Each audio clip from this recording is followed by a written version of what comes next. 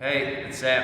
I'm going to take you through probably about a 10-minute core routine. It's more of an entry-level core routine, so if you're looking for an absolute blaster, you can follow my last video. Maybe it's up there, maybe it's up there, I'm not too sure. But this one's more if you're looking to start a core strength building practice. When you're ready, let's begin. So we're going to go ahead and start on all fours.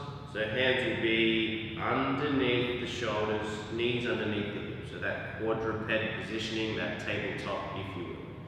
Now we don't want to drop the belly and sink it too much, nor do we want to push it around too much. We're trying to find somewhere in between. So there's the slight drawing apart of the shoulder blades, but then we also take the shoulders away from the ears. The spine is nice and long.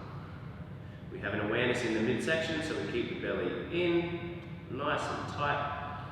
Excellent. From here, we're going to keep both hands where they are. We're going to keep the left leg where it is. We're going to extend the right leg back behind us. Right toes flex towards the face, the hips stay square. We still have that awareness in the belly. We find an equal amount of weight between the right hand and the left leg. Start to slowly lift up onto the left fingertips.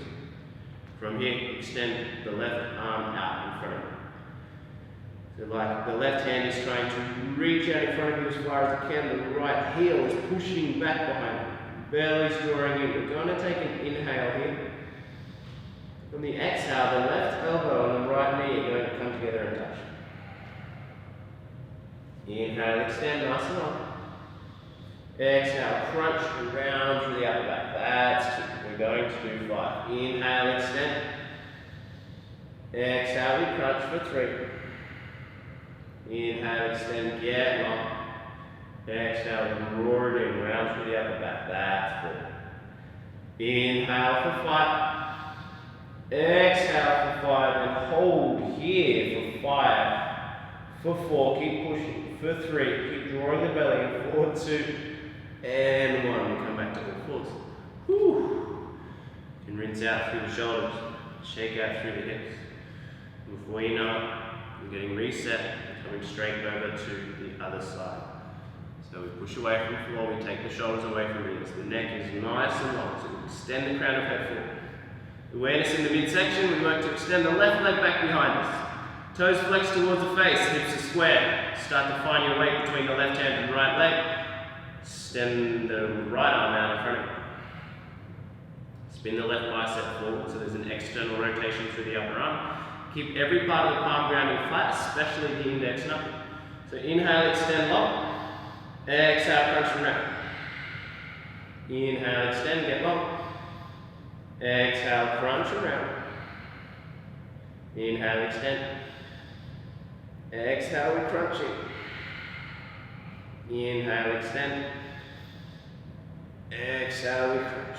I lost count, but we'll do one more just for good measure. Inhale, extend. Exhale, crunch, round and hold for 5. Push away for 4. Draw the belly in for 3.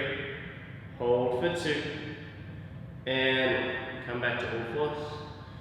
We find a little round of cow-cat just to wake up the spine. So inhale, soften the belly. Pull the chest through the arms, lift the gaze and tail.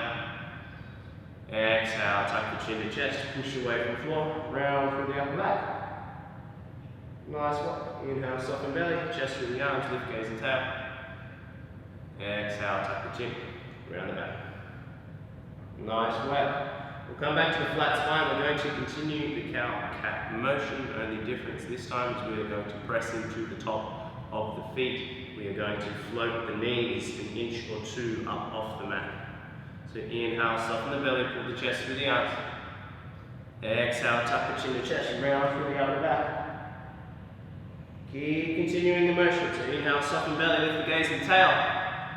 Exhale, tuck the chin, round the back. The core is firing, the knees are lifted. They're only a couple of inches up off the mat. We're going to go for another 5. For 4. For 3. You got it. 4, 2. Last one. Soften the belly, lift the gaze. Tuck the chin around the back and soften the knees to that. Sit back on the heels. Shake out the arms. Woo. Reach the arms up and overhead. Opposite hand finds opposite elbow. We'll start to rinse off to the right hand side. And then to the left hand side. The hands are trying to lift the arms out of the side body, so we're getting a little more space through the ribs. Well, a few from side to side. And all we do is soften onto the hips. Take the legs out. Nice bend in the knees, so maybe 45-degree angle. Think of that like a big triangle. Soften the bottom down onto the earth. Find as much length of the low back grounded onto the mat as we can. You're going to reach the arms up towards the spine. Just start to slowly lift the chest and shoulder blades up off the mat. Rest the hands on top of the thighs. So at the moment, our low back is grounded onto the earth, so there's no arching in the low back. It's just the head and the shoulder blades lifting up off the mat. So in a moment, this is going to resemble the shape of our low boat, or Ardha Navasana. So from here, I want you to keep the spine long, keep the arms straight, just start to slide up so the fingers come over the line of the knees, almost until the elbows are resting on the knees. Now we're on the sitting bone. The spine is nice and long, the low back is not grounded anymore, so this is going to resemble the shape of our Navasana, or our regular boat pose. So we find and get comfortable with the difference between the two. So slowly lower down. Head and shoulders are still lifting up off the mat, right? This is our low boat. Take a breath in. Exhale, extend the arms, maybe the elbows rest on top of the knees. That's our boat. Inhale, we come down to our low boat shape. Head and shoulders lift up off the mat. Exhale, we straighten the arms. Elbows rest on top of the neck. Great, we're going to do 10 more of those. Inhale, we lower. Exhale, lift. 1, 2, keep the arms straight. If you can, use the core. 3, 4, just getting comfortable with the difference between low back grounded and sitting bones grounded. 5, we got 5 more. You got it. 6, for 7, for 8, 9, and 1 more. Boom. Once we get there, we'll come up to a seat. We'll take the elbows just around the knees. Just take a little moment to breathe.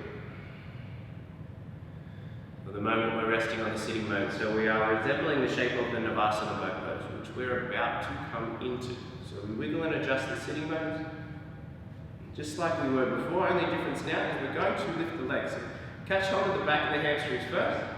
Sitting up nice and tall, pulling the shoulders back. Just start to float the feet. So there's a nice straight line between the knees and the ankles. We squeeze the knees and ankles together. We fan out the toes really wide. With the spine super long, the legs squeezing together and the belly drawing in, we're just going to start to release the legs. So this is our Navasana. Straight line from knees to ankles. Arms are in line with the shins. Shoulders are pulling back, the chest is proud. We're on the sitting bones at the moment. Our gaze is at big toe level, so the eyes are in line with the big toes. You can stay here for as long as you want. We're going to stay here just for one last breath. Then the exhale, we're going to come down Ardha Navasana. So we extend the legs out long. We remember, we're no longer resting on the sitting bones. We now have the low back grounded. So the low back and low belly are pressing down into the earth. The head and the shoulder blades are lifting up off the mat. The heels aren't touching the floor. We're still fanning the toes out wide. We're still reaching for the big toe. Take a breath in. Exhale, we come back up, Navasana. There's a bend in the knees, the spine is long, we're resting on the sitting bones. Take an inhale. Exhale, we lower halfway. Inhale, we lift. Exhale, we lift. Inhale, we lift for 5. Exhale, lower. Inhale for 4. Exhale. For 3, 4, 2, and last one. We lower down and hold for 5, 4, for 3, 2, on 1. Drop the heels first, roll down, take the arms by the side. You can hug the knees into your chest, a little squeeze with both hands. And you thought the fun was done. Unfortunately, we have one more to go. We'll slowly roll up to a seat.